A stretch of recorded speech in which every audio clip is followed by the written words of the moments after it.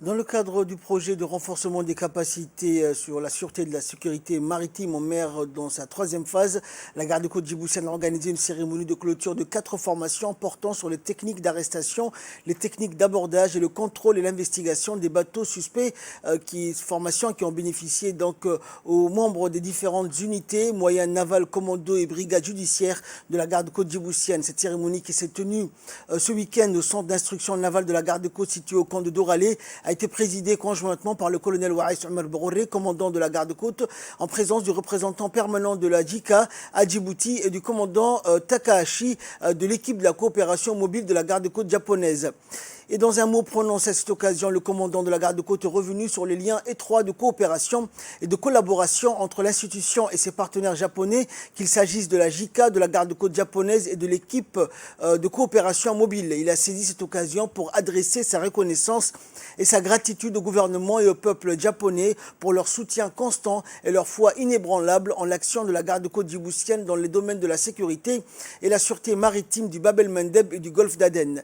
Et pour sa part, le représentant de l'agence japonaise de coopération, Kaneda Masayuki, a réitéré sa satisfaction sur la bonne coopération qu'entretiennent la garde-côte djiboutienne et la garde-côte japonaise. C'est un réel plaisir pour moi de prendre part à la cérémonie et de clôture de la formation sur les techniques de stoppage, d'embarquement et les méthodes d'investigation et d'arrestation, dispensées par les membres de la garde-côte japonaise dans le cadre du projet de coopération technique phase 3. Ces formations sont en fait la suite des formations organisées auparavant. Elles permettront de mieux préparer les équipes différentes d'intervention de la garde-côte djiboutienne dans ses activités de sécurité maritime.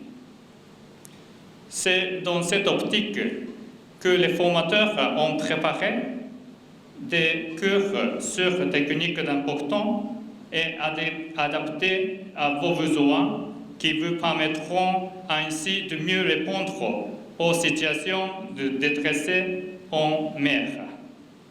Durant la formation, les experts de la garde-côte japonaise ont beaucoup mis l'accent sur l'importance des précautions à prendre pour éviter les accidents en mer et également sur la bonne gestion des navires.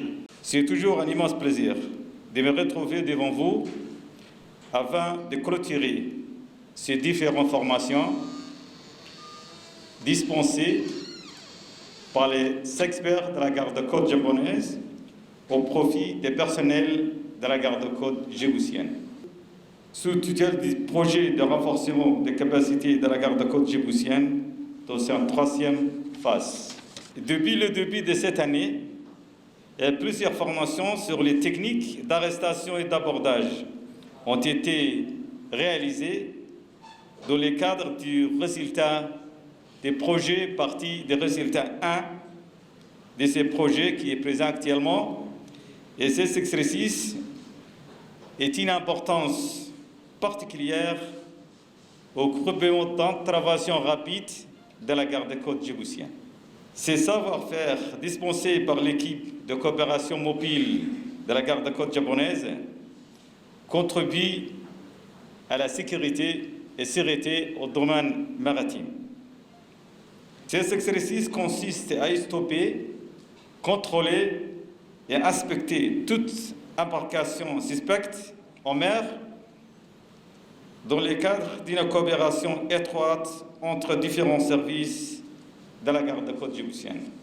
Par conséquent, nous sommes prêts à continuer à travailler davantage pour pouvoir aboutir sur un résultat positif et éclatant.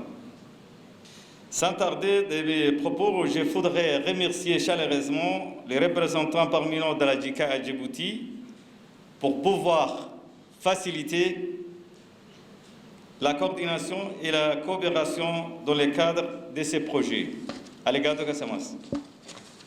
Mais particulièrement, je voudrais remercier aussi la garde-côte japonaise qui n'a pas cessé de soutenir la garde-côte depuis la création de la garde-côte il y a 12 ans.